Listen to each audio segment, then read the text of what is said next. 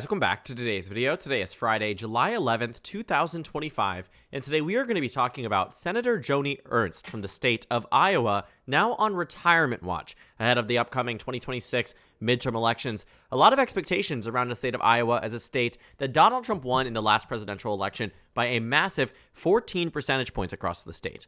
A lot of expectations on the sides of Democrats and Republicans who are looking to make Joni Ernst potentially a more viable candidate on the GOP side and a more defeatable candidate on the Democratic side. But Joni Ernst being very different than where she was 14 years ago, or 12 years ago when she was elected to the U.S. Senate in 2014, she was known for her launch campaign ad, in which she had said, "We're going to make them squeal." It was a sense of enthusiasm and excitement about being in the U.S. Senate and being in a position where she was running and she was doing a good job for the state of Iowa and running in a way that was more adversarial to the Democratic Party and President Obama in a way that some voters in Iowa had wanted. Now, this time around, voters just really don't see that again.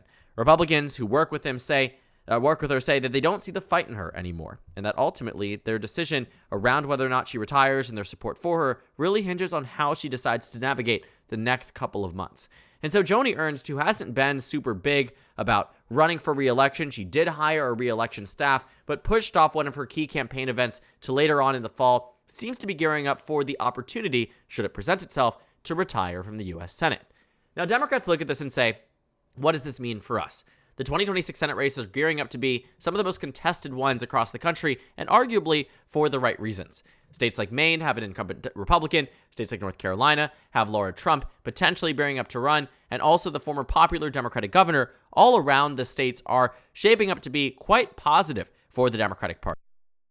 But looking at a state like Iowa, what really is positive out of a retirement? Joni Ernst, who might be the incumbent, actually stands to be potentially a weaker candidate in the general election than a hypothetical Republican that might replace her in the Senate.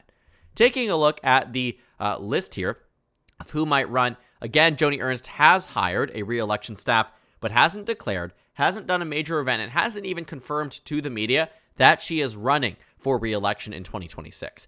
And so there have even been situations where you have a representative like Ashley Hinson, who comes from the competitive 2nd District, announcing that if Joni Ernst decides not to run, that she will instead run in 2026. And so there's a lot of people who are looking to this race and saying, you know, it really is on Joni Ernst's time, but at some point in time, she has to make a decision. Now, Joni Ernst has some money, but in the general election, there isn't a guarantee that she does as well as she had done in years past. And even in the last election, she actually was an underperformer. She was one of the few Republicans nationwide to underperform Donald Trump's performance in their state in the 2020 presidential election.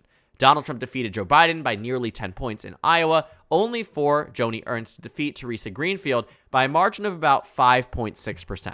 Yes, you heard that correctly, 5.6% in a state that Donald Trump was winning by nearly 10. And so thinking ahead to 2026, well, if she won by 5.6 in the last election, there's a chance that she wins by less in the next election. There's a chance that she was able to make 2026 more competitive, and by consequence, resulting in Republicans spending more money in Iowa, focusing on a state that they should have never had to focus on after Donald Trump won the state by 13, 14 points in the last election. She would make Iowa a state that was largely undesirable for the Republican Party to involve themselves, but they would have to if she decided to run. Now, there's also a chance that if she does retire, Republicans nominate somebody more extreme. They nominate somebody who is more unbecoming of the U.S. Senate seat and doesn't stand to do as well in the 2026 election in comparison to Joni Ernst. But there's also a very real possibility that the GOP gets a strong candidate who's able to do well in the general election, and Iowa becomes nothing more than a pipe dream, and the governor's race becomes that much more lopsided in favor of the GOP. And retirements so far have actually become a little bit more common than you might think. You have them in Minnesota and Illinois, and you also have them, I'm just going back and forth between here, so I'm making sure I'm getting everything right, Kentucky, North Carolina, Alabama, and I believe the last one is in New Hampshire. But we don't really have that many swing states with retiring incumbents. In Michigan, you have Debbie Stabenow, who won re-election. Not Debbie Stabenow, Mike Peters, Gary Peters. Oh my gosh, I'm thinking Mike Rogers. I'm thinking 2018.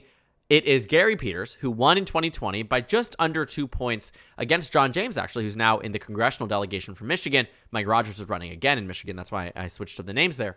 The point is, he's out. Democrats have a strong field. They'll probably get somebody good to run on the Democratic ticket as the nominee and will likely do well in the general election. In North Carolina, Republican Senator Thom Tillis had every intention of running for re-election. He said he was going to run. He announced last December. Donald Trump went against him on Truth Social, decided to drop out of the race. So now Iowa, as this potential, I'll put it as a soft potential retirement here, could actually make things more complicated on both sides of the aisle. On one end, Republicans will be investing to defend a seat that they know needs to go to a normie Republican, not an extremist.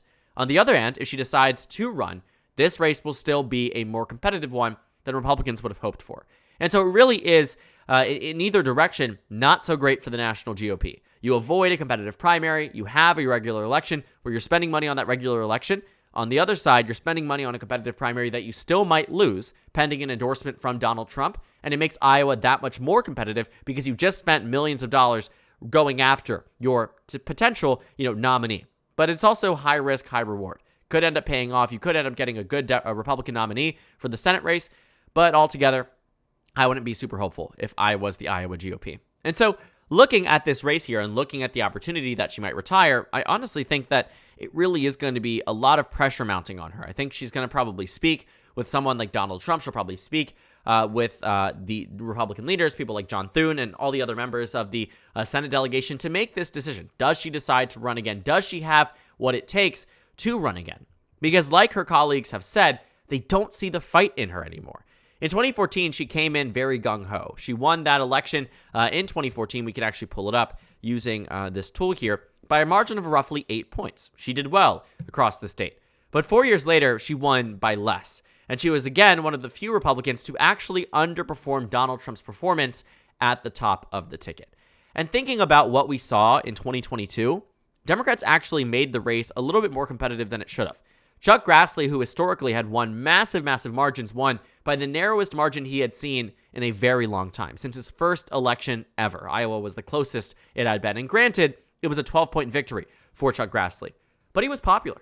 Voters liked Chuck Grassley. They wanted him to win re-election. When there was the opportunity that he decided against it, they largely agreed with that decision, but he didn't end up making it by the time he reached the general election.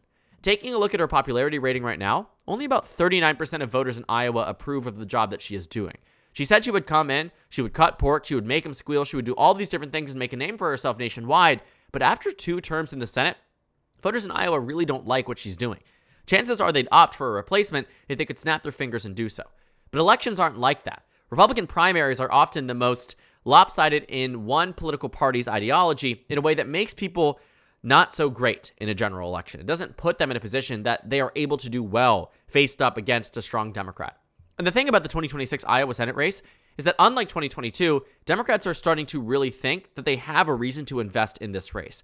They have 3 strong candidates who, if they make it to the general election, could stand to be directly in opposition to whatever Republican nominee they put up, and a more non-traditional type of Democrat. Someone who is more, seemingly, at least in perception, more working class. Someone who's more in touch with the voters, and someone who is more uniquely Iowa. Because even if Kamala Harris lost Iowa by 13 points, you could still win the race in Iowa 2 years later if things go your direction. It's not easy, and it's not going to be something that is likely to any degree. The Republican Party has about a 95% chance at winning the Iowa Senate race as it stands right now, even with Joni Ernst. But the 1 in 20 chance is something that has happened in American politics that have shocked the nation to some degree, but also, in retrospect, can really be understood. I even think back to when Obama ran up the margins in Iowa in 2008. Iowa went to Obama by 9.5%. But when you take a look at how some of these elections have evolved over time, for instance, Iowa in 2010, just 2 years after Obama won it by 10 points, went to Chuck Grassley by 31 percentage points. When you take a look at the governor's race in 2010, the Democratic Party lost this race to Branstad by 9.6%. Yes, you saw that correctly. When you take a look at where it was in 2006, however, when Democrats had a wave year, Iowa went to them by 10 points. That same incumbent, again, went on to lose by double digits. The circumstances of the year can very much make or break a state like Iowa. 2018 is a perfect example. After Donald Trump won the state in 2016 by a margin of roughly 10 points, in 2018, Democrats came with just in a few percentage points of winning nearly every single seat in this delegation. If the map had just been shifted by about 5 points to the left, the map would have been entirely blue. But instead, you resulted in a map that wasn't entirely blue, but was more blue than it was red. 2018, Democrats flipped 2 seats, putting them in the majority in Iowa's 1st, Iowa's 2nd, and Iowa's 3rd. 4 years later, though, again, 2022, a good year for the Republican Party, Iowa became entirely Republican. In 2024, 2 of the races here became competitive, certainly winnable for Democrats in the future, and that might happen in 2026. It all is circumstantial, and it all surrounds who's running, how they're running, and how well they are liked. And for the case of Joni Ernst, she actually isn't liked to the greatest degree. And so being on this retirement watch means that she's actually uniquely weak. Democrats would probably fare better against Joni Ernst than a hypothetical Republican that could be more mainstream and more traditional for the state. And so Democrats should actually hope that Joni Ernst stays in the U.S. Senate. But Republicans might see this as an opportunity to shore up a Senate race, leave Joni Ernst to do how she must in the U.S. Senate, and leave office on her own terms, rather than face a competitive and potentially losing re-election bid in 2026. So we'll watch it. Retirement watch, absolutely. We'll talk about it depending on her decision. If she announces re-election, that'll be newsworthy. If she decides to retire, that'll also be newsworthy. Keep your eye out on Iowa, because it could be one of those sleeper states in 2026, and it's been very interesting to track over the past few months, and it'll be very interesting to track over the coming weeks and months, because looking at Joni Ernst, it looks like a decision is coming soon. Which direction that'll go, we don't know, but we will ultimately ahead of the 2026 GOP primary in Iowa, and of course, the 2026 Senate election that might be more competitive than we think. So thank you guys so much for watching this video. Make sure to comment down suggestions below. Subscribe on the left if you haven't already, and at the top left of the screen, there's also a Discord server for you to go ahead and join. On the screen, there's a video for you to watch, and then a playlist for my 2026 Senate election analysis videos. Again, thank you guys so much for watching, and I will see you all tomorrow.